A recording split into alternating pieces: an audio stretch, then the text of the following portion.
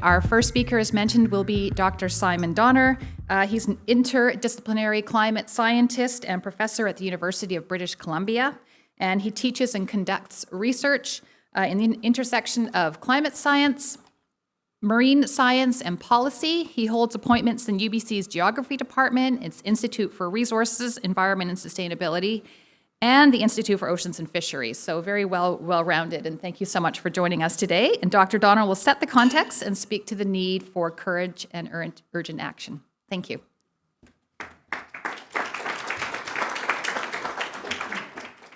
Thanks, everyone. Thanks for taking time out of your day to come to today's panel. I do want to talk about urgency. I want to talk about, give you a little bit of sense of the responsibility and the opportunity that come with that urgency. And the best way I could think to sort of get to this was to go back to 2015. You're seeing a picture of the dais in Paris when the Paris Climate Agreement was officially signed. And the Paris Climate Agreement was historic. It has flaws, but it was a historic agreement because the world set out what we were trying to avoid. How much warming was going to be too much. Ideally, we avoid 1.5 degrees of warming. That's looking really challenging to do at this point. And if not, aiming to avoid 2 degrees of warming. And that is sort of the headline that came out of the Paris Climate Agreement. A lot of other things that got a lot of attention out of the agreement. But as a scientist, there was one line that really warmed my heart, and it was this one. The agreement had text that said the goal is to achieve a balance between anthropogenic, human-caused, emissions by sources and removals by sinks of greenhouse gases in the second half of this century. And the reason that meant a lot to me and to scientists around the world is because this is the basic math of climate change. If we keep adding greenhouse gas emissions to the atmosphere, the planet's going to keep warming and we're going to keep feeling the effects of that warming, right? If we want to stop climate change, we have to stop adding greenhouse gases to the atmosphere. But there's also a recognition that there are some ways, some activities through which we're emitting greenhouse gases that we might not actually be able to get to zero. So as a result, we need to think of this as a balance, that we're going to get emissions as low as we can, and then we have to counteract any remaining emissions by taking greenhouse gases, notably CO2, out of the atmosphere. And that's where this idea of not just zero, but net zero comes in. Since then, countries around the world, cities around the world, regions like Metro Vancouver, companies, et cetera, have set net zero goals. Now, those goals sometimes get criticized a little bit as greenwashing because you set a goal and then there's no plan to get there.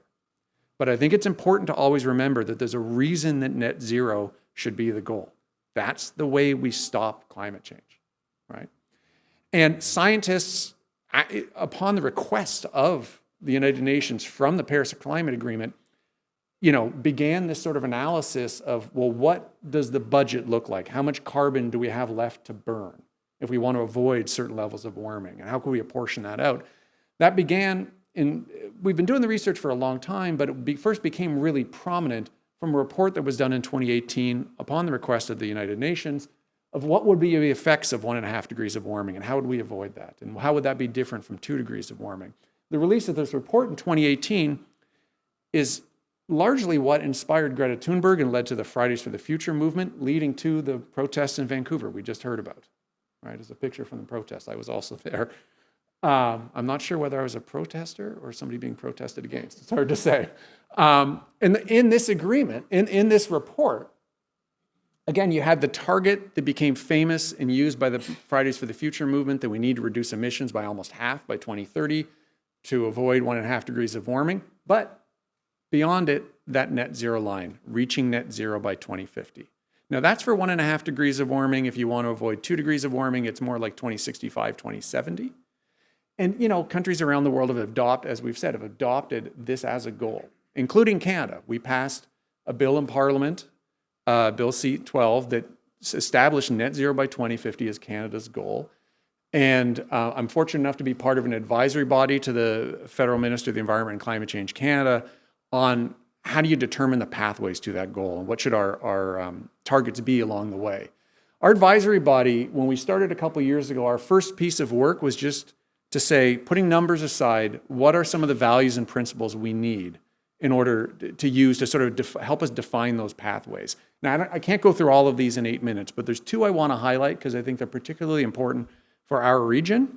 The first is the one right up there at the top. Acknowledge there is more certainty than uncertainty. And what we mean by that is that the broad strokes of the net zero world, how we're going to generate energy, how we're going to move ourselves around, most experts agree on this, right? And I think people in this room agree on this. We're expecting electricity to be coming from low to zero carbon sources. We're expecting passenger vehicles to be powered by electricity. We're expecting a lot of homes, particularly in Canada, to be powered by heated and cooled by electricity as well, right? So that's one principle that's helpful in planning for the future. We have a good idea of what 2050 probably needs to look like. The other one is to beware of dead ends. And this is where having net zero as a goal really matters, right? For like 25 years, climate change policy and climate change action was about incremental emissions reductions. We had a target to reduce emissions by 30% or by 20%. But the actions that get you to 20 or 30% reductions can't always necessarily go further.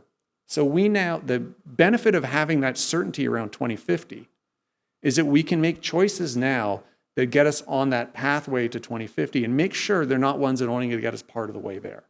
And that includes a lot of challenges we face here in Metro Vancouver, including things like how we're going to figure out the heating and cooling of buildings, right? Where we need to reduce emissions, and renewable gas can play a role, but might be a dead end as well, might not get us all the way there. So what are we going to do, right? And so then we put this together with the responsibility side, right? When we talk about responsibility for climate change, the way I like to think about it is that there's sort of a pie of remaining carbon emissions. And if you take too big a slice, there's not going to be enough remaining for the rest of the world, right? Canada is already a high per capita emitter, 4 times greater than the global average, 9 times greater than the average person in India. And so there is a responsibility that Canada has just due to simple ethics and fairness. But there's also a piece of this that is about ability. And this is where Vancouver, Metro Vancouver, we have a unique role to play because we have a lot of advantages in our region, foremost among them that we have an almost zero carbon electricity grid, which means we could be at the forefront, and we are, I think, in many ways, of electrifying the economy. But we can also flip that around. If not us, who's going to be able to do this? If a region like Metro Vancouver can't achieve that net zero by 2050 goal, how can we possibly expect communities in other parts of Canada or other parts of the world to do that? Because we have this incredible built-in advantage of our electricity grid. And so a way to think about it, I know this is a rough thing to put on our political leaders, it's a lot of pressure, but to say that if we can't do this, the world's not going to solve climate change, right? Because it's supposed to be easier for us to do. Right? And so my fellow speakers are going to talk to you a little bit about the economic opportunities that come with this. And one thing I want everyone to go home with is that when we think about net zero as a goal, for a region like ours, I think we can actually go beyond that. It's not just about getting our own region to net zero, but thinking about what we can develop in Metro Vancouver that's going to help the rest of the world reduce its emissions as well. I'm not saying we should claim responsibility for those emissions necessarily, but we should try to leverage our privileges and advantages to affect the rest of the world as well. So thank you.